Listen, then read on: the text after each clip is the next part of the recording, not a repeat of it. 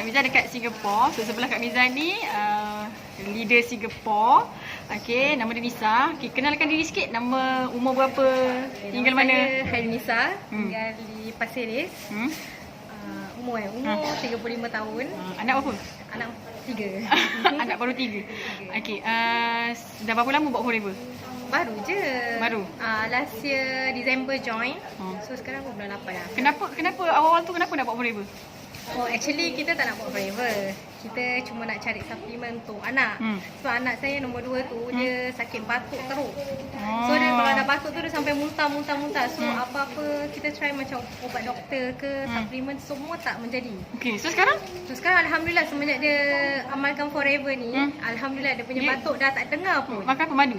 Dia minum AVG, Nectar, macam biasa dia ambil Artixi, Absorbency dengan apa Forever Kids lah. Lepas tu sebelum ni memang tak pernah buat bisnes kan? Tak pernah. Tu sekarang kenapa macam beria je buat bisnes Forever ni? Sebab dah tahu Forever ni bagus, best, suplemen dia pun best. Okay, so apa nasihat kawan kat luar sana yang masih tercari-cari bisnes yang tak tahu nak buat apa pasal Forever? Cari bisnes actually first jangan fikir nak cari bisnes lah, kita try dulu suplemen dulu. Because suplemen Forever ni rasanya macam tak dapat jumpa di mana-mana lah. You try first the supplement. If you think macam wah bagus untuk diri kita, then okay lah you join. Sebab kita tak ada paksaan pun kan. Senang tak nak buat bisnes dekat Singapore ni?